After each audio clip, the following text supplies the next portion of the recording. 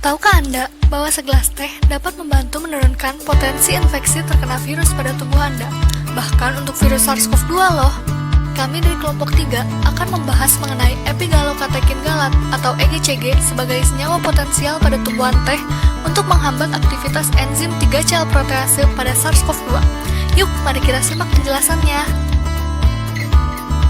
Pada saat ini pandemi COVID-19 tengah menjadi perbincangan hangat di seluruh dunia, disebabkan oleh virus SARS-CoV-2, dengan kasus pertama kali dilaporkan di kota Wuhan, Cina pada akhir tahun 2019. Penyebaran virus begitu cepat, hingga saat ini, April 2021, sebanyak 136 juta kasus infeksi dilaporkan. Saat ini, peneliti tengah mengembangkan vaksin, obat-obatan, dan senyawa-senyawa potensial yang mampu menghambat penyebaran dari virus ini, dengan salah satunya kandidatnya yaitu tumbuhan teh. Selain bahan pangan, teh juga sering menjadi bahan alternatif pengobatan karena terkandung atribut senyawa kimia yang bermanfaat. Terdiri dari flavonoid, polifenol, katekin, kafein, xanthin, dan theobromine.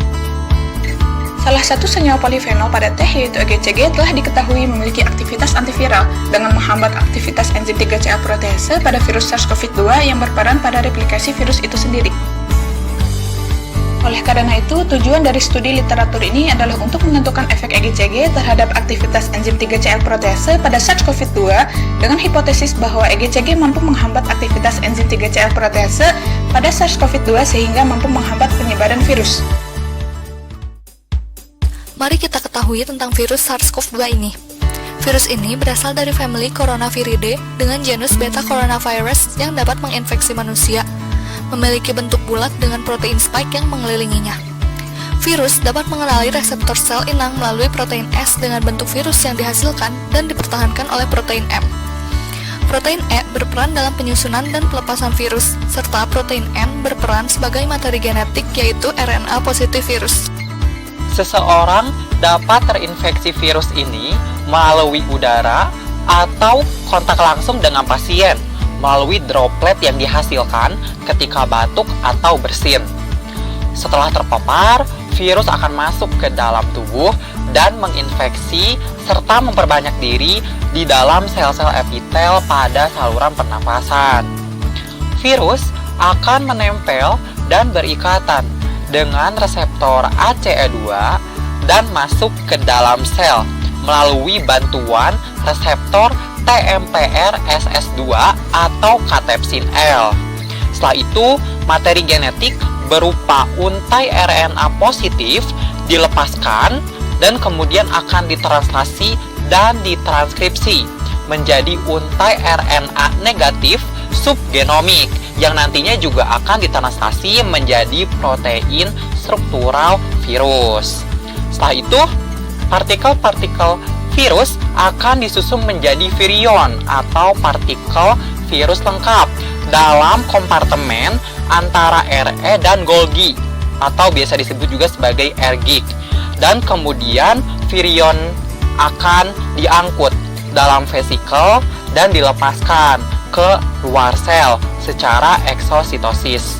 Virion-virion yang baru ini nantinya akan menginfeksi sel-sel lainnya. Terdapat beberapa gejala yang timbul ketika seseorang terinfeksi SARS-CoV-2 ini, seperti demam dengan suhu di atas 38 derajat Celcius, batuk kering, kelelahan, sakit kepala, mual, muntah, sesak nafas, disertai dengan nyeri dada, hingga kehilangan indera penciuman dan perasa, serta dapat menimbulkan komplikasi seperti pneumonia, ARDS, dan kerusakan pada organ tubuh lainnya. Selain vaksin, terdapat beberapa antiviral agent yang berpotensi untuk menangani infeksi SARS-CoV-2, yaitu antiviral drugs.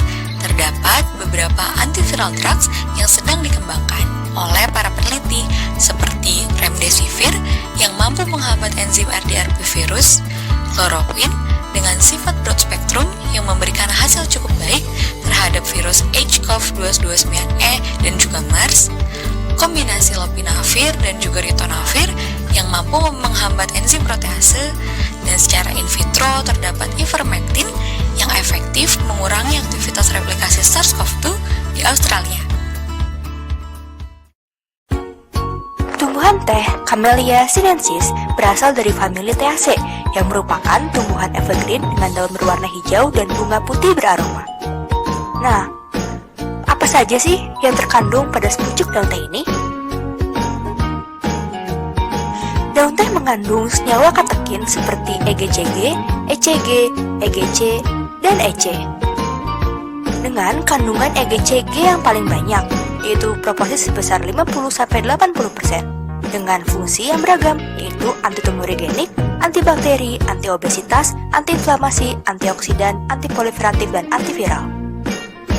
Sebagai senyawa antiviral, EGCG mampu melawan berbagai virus, yaitu ada virus DNA seperti adenovirus, human papillomavirus atau HPV, hepatitis B, dan virus RNA seperti hepatitis C, chikungunya, HIV, Ebola, dan influenza. Untuk melihat efek senyawa EGCG terhadap aktivitas TGCL Pro, dilakukan 3 metode, yaitu ekstraksi EGCG, perbanyakan EGCG, dan uji protease. Ekstraksi diawali dengan infusi etanol 70% pada teh bubuk, lalu dikonsentrasi rotavapor 40 derajat Celcius, dan dipartisi dengan etil asetat untuk didapatkan ekstrak bubuk teh. Lalu dilanjutkan dengan pembuatan campuran katekin dengan mendekafeinasi ekstrak dan dipartisi dengan etil heksanoat dan propil asetat. Campuran kemudian dipisahkan dengan kromatografi kolom HPL sehingga didapatkan ekstrak EGCG yang murni. Metode kedua yaitu perbanyakan EGCG yang dilakukan menggunakan teknik kultur tersuspensi dengan menambahkan senyawa prekursor. Kalus ditumbuhkan pada media padat MS dan dipindahkan pada media cair yang telah dilengkapi dengan faktor pertumbuhan dan senyawa prekursor, yaitu tirosin, fenilanin, dan asam sikimat yang masing-masing konsentrasinya sebesar 20 mikromolar. Kalus kemudian diambil dan dilakukan kuantifikasi serta analisis HPLC untuk senyawa polifenol dan katekin yang terbentuk. Hasilnya adalah EGCG yang dihasilkan cukup tinggi dengan penambahan senyawa prekursor asam sikimat dibandingkan dengan prekursor lainnya, seperti dilihat pada tabel berikut. Pada tahap terakhir akan dilakukan uji protease. Dengan metode FRET, akan dilihat aktivitas 3CL protease dengan mengukur fluoresensi pada 528 nanometer dengan eksitasi pada 360 nanometer menggunakan sinergi HTX Multimode Microplate Reader serta dianalisis menggunakan uji T. Sebagai agen antiviral, EGCG akan menghambat proses pematangan virus SARS-CoV-2 dengan berikatan pada sisi aktif enzim 3CL protease yang akan menyebabkan enzim tersebut inaktif, sehingga tidak terbentuk protein struktural dan non-struktural untuk pematangan virus, dan replikasi virus pun dapat terhambat. Efek EGCG yang mampu menghambat aktivitas enzim 3CL protease juga dibuktikan pada beberapa penelitian secara in vitro. Dapat dilihat pada gambar di samping penelitian yang dilakukan oleh Zhang et al. Pada tahun 2020.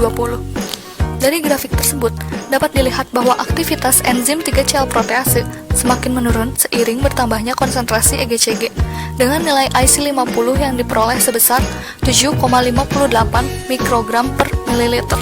Pada grafik berikutnya, dalam penelitian Zhang et al. Pada tahun 2021, digunakan model virus yaitu HCOV-OC43 dan HCOV229E untuk mempelajari SARS-CoV-2. Dari grafik tersebut didapatkan hasil bahwa pemberian EGCG mampu menurunkan aktivitas enzim 3CL protease pada kedua virus. Dengan nilai IC50 dari HCOV-OC43 sebesar 14,6 mikromolar dan nilai IC50 HCOV229E sebesar 11,7 mikromolar. Dalam penelitian ini juga diuji viabilitas sel untuk melihat efek EGCG terhadap sel RD yang telah diinfeksi HCOV-OC43 melalui uji MTT assay. Hasilnya, EGCG mampu menurunkan sitotoksisitas pada virus HCOV-OC43 dengan meningkatkan viabilitas sel RD. Pada grafik selanjutnya, dalam penelitian Du et al. Pada tahun 2021, dilakukan perbandingan senyawa bioaktif terhadap aktivitas enzim 3CL protease dengan menggunakan uji FRET yang sebelumnya telah dilakukan molekular docking untuk memilih senyawa bioaktif yang digunakan. Senyawa epsilon, EGCG, nangerin, KM-prevol, quercetin, dan luteolin dipilih dalam penelitian ini.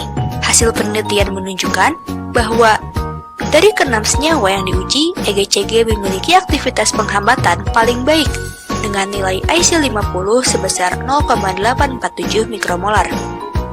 Berdasarkan penelitian ini, dibuktikan bahwa EGCG adalah senyawa bioaktif yang potensial karena mampu menghambat aktivitas enzim 3CL protease pada SARS-CoV-2. Berdasarkan studi literatur yang telah dilakukan, diperoleh kesimpulan bahwa EGCG memiliki aktivitas inhibisi terhadap SARS-CoV-2 dengan menghambat replikasi dan penyusunan virus SARS-CoV-2. Demikian yang dapat kami sampaikan. Semoga bermanfaat.